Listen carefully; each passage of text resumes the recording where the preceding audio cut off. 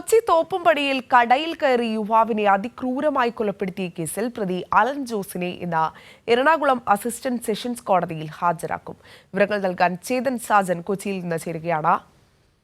ചേതൻ, ഇന്നലെ അതിക്രൂരമായ കൊലപാതകത്തിന്റെ ദൃശ്യങ്ങൾ നമ്മൾ കണ്ടതാണ്. അതോടൊപ്പം തന്നെ ഇന്നലെ തന്നെ പ്രതിയെ പിടികൂടിയിരുന്നു. അതിവേഗത്തിലുള്ള ഒരു കണ്ടെത്തൽ, പ്രതിയെ കണ്ടെത്തുന്ന രീതി തന്നെയാണ് ഇന്നലെ കേരള പോലീസിന്റെ ഉണ്ടായത്. അഭിനന്ദനാർഹമായ പ്രവണത തന്നെയായിരുന്നു. ഇപ്പോൾ പ്രതിയെ ഇന്ന് ഹാജരാക്കുകയാണല്ലേ കോടതിയിൽ?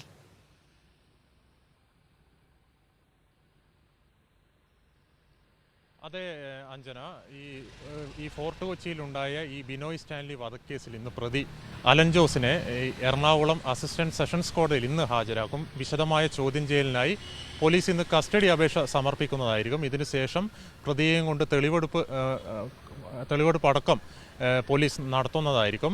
ബുധനാഴ്ച രാത്രി 7:45 കൂടിയാണ് ഈ കൊലപാതകം നടത്തുന്നത്. ഈ ഫോർട്ട് കൊച്ചി സൗദിയിലുള്ള സെൻറ്റ് ആൻ്റണീസ് സ്കൂളിന് സമീപമുള്ള ഈ കടയിലെ ഉള്ളിൽ വെച്ചാണ് ഈ കൊലപാതകം നടക്കുന്നത്. ഈ കടയിലെ ജീവനക്കാരനാണ് കൊല്ലപ്പെട്ട ബിനോയ് സ്റ്റാൻലി. ഈ കൊലക്കുറ്റം ചെയ്ത ഈ അലൻ ജോസ് ഈ കടയിലേക്ക് വരികയും ഈ ബിനോയ് സ്റ്റാൻലിയെ കുത്തിക്കൊല്ലുകയും ചെയ്യുകയായിരുന്നു.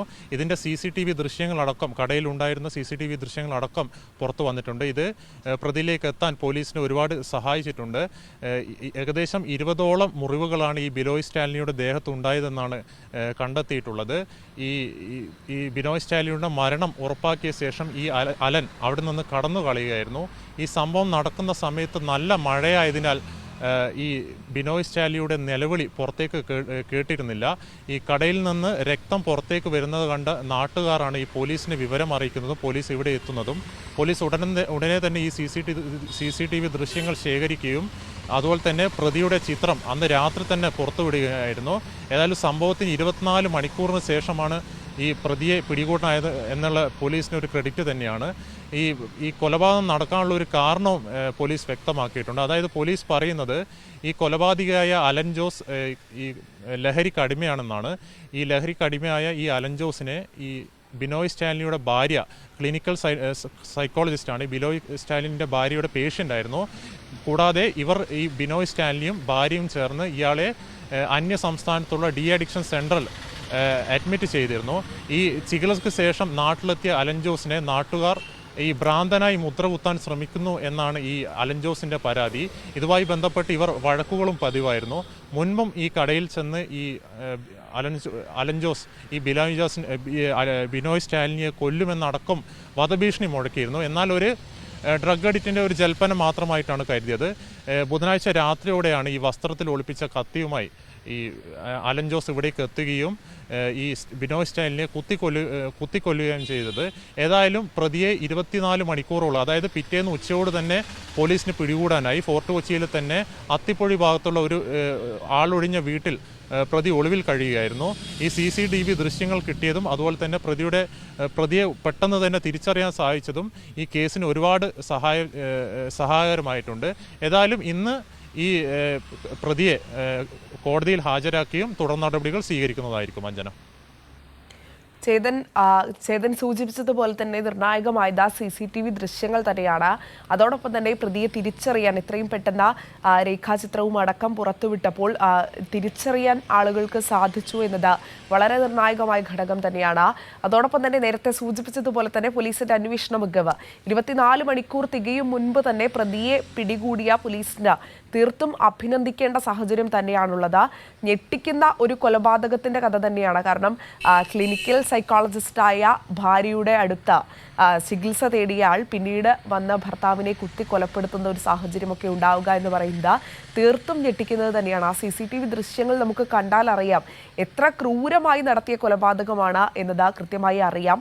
പക്ഷേ ഇതിലൊരു സംശയമായി മുന്നോട്ട് വയ്ക്കാനുള്ളത് ഇയാൾ ക്ലിനിക്കൽ സൈക്കോളജിസ്റ്റിന്റെ പേഷ്യൻ്റ് ആണ് എന്ന് മനസ്സിലാക്കുന്നു. സ്വാഭാവികമായും ഇത് കോടതിയിൽ ഏതെങ്കിലും തരത്തിലുള്ള ഇളവ് ലഭിക്കുന്നതിന് വേണ്ടിയുള്ള സാധ്യതയാകുമോ?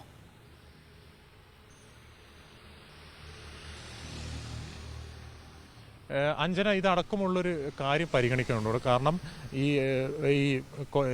കൊലപാതകങ്ങൾക്ക് മാനസിക പ്രശ്നമുണ്ടെന്ന് തെളിഞ്ഞാൽ സ്വാഭാവികമായിട്ടും അവരെ ജയിലിൽ വിടാറില്ല.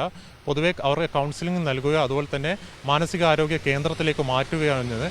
ഏതായാലും ഈ കാര്യം കോടതി ഇന്ന് പരിഗണിക്കുന്നതായിരിക്കും. ഈ കാര്യങ്ങളടക്കം സ്വാഭാവികമായും പ്രതിയുടെ വക്കീൽ കോടതിയിൽ പ്രസന്റ് ചെയ്യുന്നതായിരിക്കും. ഇതനുസരിച്ച് കോടതിയുടെ ഭാഗത്തു നിന്നുള്ള ഇടപെടൽ ഏറെ നിർണായകമായിരിക്കും. ഈ കാര്യത്തിൽ നമുക്ക് എടുത്തു പറയേണ്ടത് മട്ടാഞ്ചേരി അസിസ്റ്റന്റ് കമ്മീഷണർ KR മനോജിൻ്റെ അദ്ദേഹത്തിൻ്റെ മേൽനോട്ടത്തിലാണ് ഈ അന്വേഷണം പുരോഗമിച്ചത്. ദ്രുതഗതിയിൽ തന്നെ പോലീസ് നീങ്ങി 24 മണിക്കൂറിനുള്ളിൽ തന്നെ ഈ പ്രതിയെ പിടികൂടാനായി. അതുപോലെ തന്നെ ഈ ബിനോയ് സ്റ്റാലിൻ്റെ ഈ കൊലപാതകത്തിലും നാട്ടുകാർ നടുക്കം രേഖപ്പെടുത്തിയിട്ടുണ്ട്. കാരണം ഈ ബിനോയെ പറ്റി പൊതുവെ നാട്ടുകാർ, ഞങ്ങൾ അന്വേഷിച്ചു വരും, നാട്ടുകാർക്കൊക്കെ വളരെ നല്ല അഭിപ്രായമാണ്. വളരെ ശാന്ത സ്വഭാവം, അതുപോലെ തന്നെ പരോപകാരിയാണ്, എല്ലാവരും സഹായിക്കുന്ന ഒരു പ്രകൃതമാണ്. ഈ ബിനോയ് സ്റ്റാലിക്ക് ഇങ്ങനെ ഒരു ദുർഗതി വന്നതിൽ നാട്ടുകാരും അതുപോലെ തന്നെ നടുക്കം രേഖപ്പെടുത്തിയിട്ടുണ്ട്. ഏതായാലും ഈ വിഷയത്തിൽ നമ്മൾ എടുത്തു കാണേണ്ടത് പോലീസിൻ്റെ അന്വേഷണ മികവ് തന്നെയാണ്. 24 മണിക്കൂറിനുള്ളിൽ തന്നെ ഈ പിടികൂടാനായത് ഒരു ചെറിയ കാര്യമല്ല. അഞ്ജന. ശരി, ചേതൻ സാജനാണ് വിവരങ്ങൾ നൽകിയത്. എന്തായാലും പ്രതി തോപ്പുംപടി കൊലപാതക കേസിലെ പ്രതി അലനെ ഇന്ന് കോടതിയിൽ ഹാജരാക്കും.